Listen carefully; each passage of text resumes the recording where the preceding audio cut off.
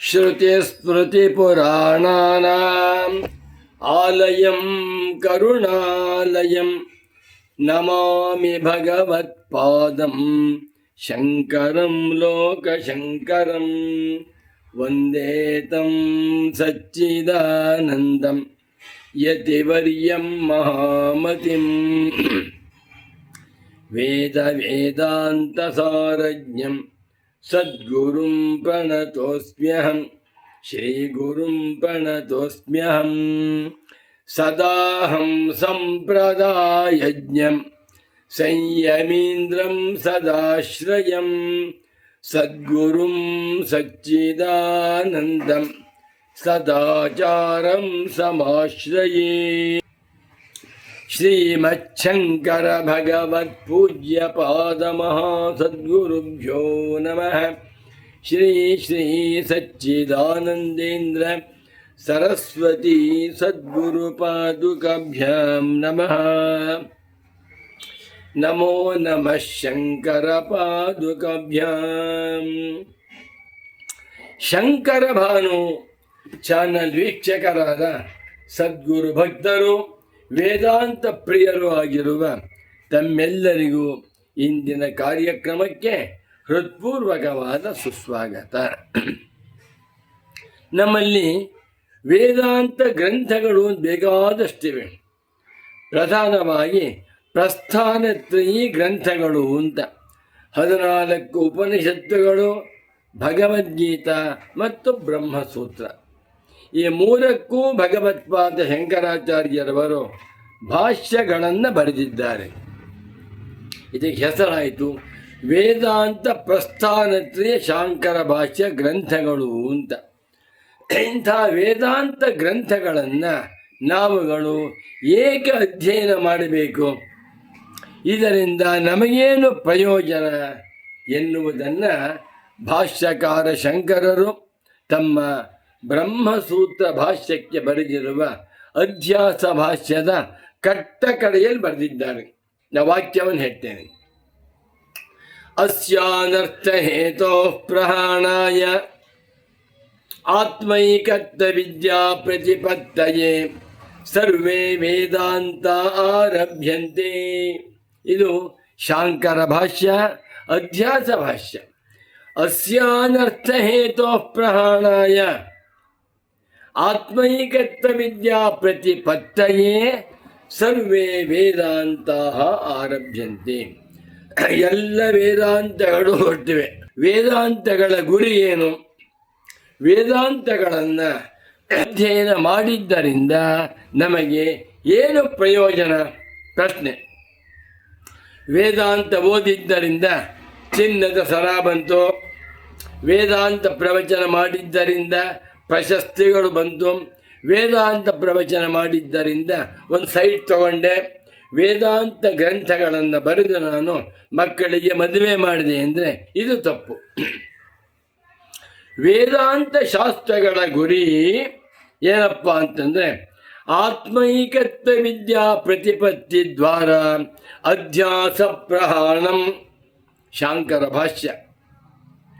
ಯಾವ ಮುಮುಕ್ಷ ಸಾಧಕರು ಶ್ರದ್ಧಾಭಕ್ತಿಯಿಂದ ಏಕಾಗ್ರತೆಯಿಂದ ವೇದಾಂತಗಳನ್ನು ಸದ್ಗುರುಗಳಿಂದ ಅಧ್ಯಯನ ಮಾಡುತ್ತಾ ಬರುತ್ತಾರೆಯೋ ಅವರಿಗೆ ಉಂಟಾಗುವ ಫಲ ಸರ್ವಾನರ್ಥ ಹೇತುವಾಗಿರುವ ಎಲ್ಲ ಅನರ್ಥಗಳಿಗೂ ಮೂಲವಾಗಿರುವ ಅಧ್ಯಾಸದ ನಾಶ. ಅಧ್ಯಾಸವೆಂದರೆ ಅವಿದ್ಯ, ಅವಿದ್ಯಾ ಎಂದರೆ ಅಜ್ಞಾನ, ಅಜ್ಞಾನವೆಂದರೆ ಭ್ರಾಂತಿ ಜ್ಞಾನ.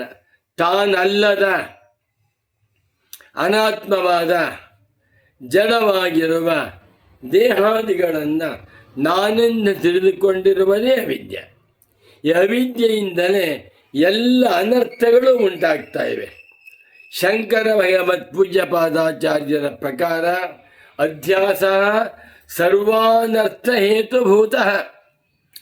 ಇಂಥ ಅವಿದ್ಯೆಯನ್ನು, ಅನರ್ಥವನ್ನು ಯಾವ ವಿದ್ಯೆಗಳಿಂದಲೂ ಕಳೆದುಕೊಳ್ಳಲು ಸಾಧ್ಯವಿಲ್ಲ. ಪ್ರಪಂಚದಲ್ಲಿ ಲಕ್ಷಾಂತರ ವಿದ್ಯೆ ಇದೆ. ಎಲ್ಲ ವಿದ್ಯೆಗಳು ಕೂಡ ಅರ್ಥಕರಿ ವಿದ್ಯಾ. ಸಂಗೀತ, ಸಾಹಿತ್ಯ, ವ್ಯಾಕರಣ, ಅಲಂಕಾರ, ನೃತ್ಯ ಬೇಕಾದಷ್ಟಿವೆ. ಅವೆಲ್ಲವೂ ಕೂಡ ಧನ ಸಂಪಾದನೆಯ ಮಾರ್ಗ. ನಿಮಗೆ ಆತ್ಮಜ್ಞಾನ ಬೇಕಾ? ವೇದಾಂತ ವಿದ್ಯಾ. ವೇದಾಂತಗಳನ್ನು ಅಧ್ಯಯನ ಮಾಡಬೇಕು.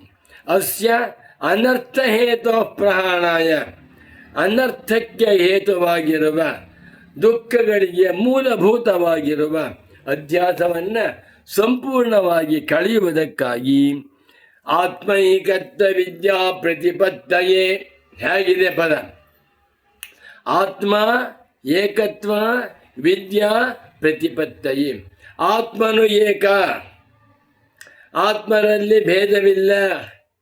ಏಕಮೇವಾದ್ವಿತೀಯಂ ಬ್ರಹ್ಮ ಏಕೋ ದೇವ ಸರ್ವಭೂತೇಶು ಗೂಢ.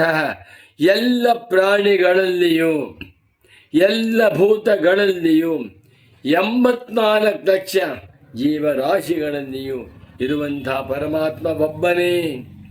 ಇದನ್ನ ಕುರಿತು ವೇದಾಂತ ಹೇಳ ಆತ್ಮೈಕತ್ವ ವಿದ್ಯಾ. ಆತ್ಮರಗಳು ಭಿನ್ನ ಭಿನ್ನವಲ್ಲ, ಆತ್ಮರಲ್ಲಿ ಭೇದವಿಲ್ಲ, ಆತ್ಮರಗಳು ಅನೇಕರಲ್ಲ, ಆತ್ಮನ ಒಬ್ಬನೇ. ಇದ್ಯಾರು ಹೇಳ್ತಾರೆ? ಎಲ್ಲ ದರ್ಶನಕಾರರು ಕೂಡ ಅನೇಕಾತ್ಮವಾದಿಗಳು. ಸಾಂಖ್ಯರು ಹೇಳುತ್ತಾರೆ ಒಂದೊಂದು ದೇಹಕ್ಕೂ ಒಬ್ಬೊಬ್ಬ ಆತ್ಮನಿದ್ದಾನೆ. ಇದು ತಪ್ಪು. ದೇಹಗಳು ಅನೇಕವಿರಬಹುದು, ಆತ್ಮ ಮಾತ್ರ ಒಬ್ಬನೇ. ಹೇಗೆ ಅಂದರೆ ಅನೇಕ ನೀರಿನ ತಟ್ಟೆಗಳಿವೆ. 1,000 ನೀರಿನ ತಟ್ಟೆಗಳಲ್ಲಿ 1,000 ಸೂರ್ಯನ ಪ್ರತಿಬಿಂಬ ಬೀಳುತ್ತೆ. ಆದರೆ ಸೂರ್ಯ ಒಬ್ಬನೇ ಅಲ್ಲವೇ? ಒಬ್ಬನೇ ಆತ್ಮನು ಭಿನ್ನ ಭಿನ್ನ ಶರೀರಗಳಲ್ಲಿ ಆನೆಯಂತೆ, ಒಂಟೆಯಂತೆ, ಕುದುರೆಯಂತೆ, ಸಿಂಹ, ಹುಲಿ, ಕರಡಿ, ಕಿರ್ಬ, ಮನುಷ್ಯರು, ದೇವತೆಗಳು, ರಾಕ್ಷಸರು, ಭಿನ್ನ ಭಿನ್ನ ಶರೀರಗಳು, ಭಿನ್ನ ಭಿನ್ನ ಉಪಾಧಿಗಳು, ಅವೆಲ್ಲದರಲ್ಲಿ ಇರುವಂಥ ಆತ್ಮ ಒಬ್ಬನೇ. ಇದಕ್ಕೆ ಹೆಸರು ಆತ್ಮೈಕತ್ವ ವಿದ್ಯಾ. ಆತ್ಮೈಕತ್ವ ವಿದ್ಯೆಗೆ ವೇದಾಂತದಲ್ಲಿ ಹೆಸರು ಪರಮಾರ್ಥ ವಿದ್ಯಾ, ಸಮ್ಯಕ್ ವಿದ್ಯಾ, ಸಮ್ಯಕ್ ದರ್ಶನ.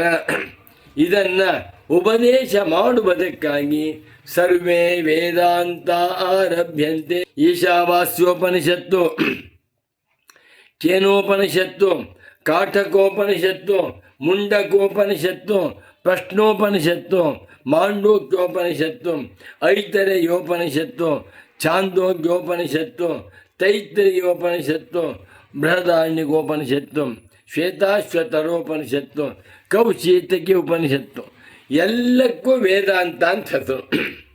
ಈ ವೇದಾಂತಗಳು ಏನನ್ನು ಹೇಳ್ತಾ ಇವೆ? ಧರ್ಮ, ಅರ್ಥ, ಕಾಮಗಳನ್ನು ಹೇಳ್ತಾ ಇಲ್ಲ. ನೀನು ವೇದಾಂತವನ್ನು ಓದ್ಕೊಂಡು ಮದುವೆ ಮಾಡ್ಕೋ, ವೇದಾಂತವನ್ನು ಓದಿಕೊಂಡು ಮಕ್ಕಳನ್ನು ಹೊಂದು, ವೇದಾಂತ ಓದ್ಕೊಂಡು ಸ್ವರ್ಗಕ್ಕೆ ಹೋಗು ಅಂತ ಹೇಳ್ತಾ ಇಲ್ಲ. ವೇದಾಂತಗಳ ಉದ್ದೇಶ ಆತ್ಮೈಕತ್ವ ವಿದ್ಯಾ ಪ್ರತಿಪಾದನಂ. ಆತ್ಮನು ಅದ್ವಿತೀಯನಾಗಿದ್ದಾನೆ. ಆತ್ಮನಲ್ಲಿ ಯಾವ ಯಾವ ಭೇದಗಳು ಇಲ್ಲ.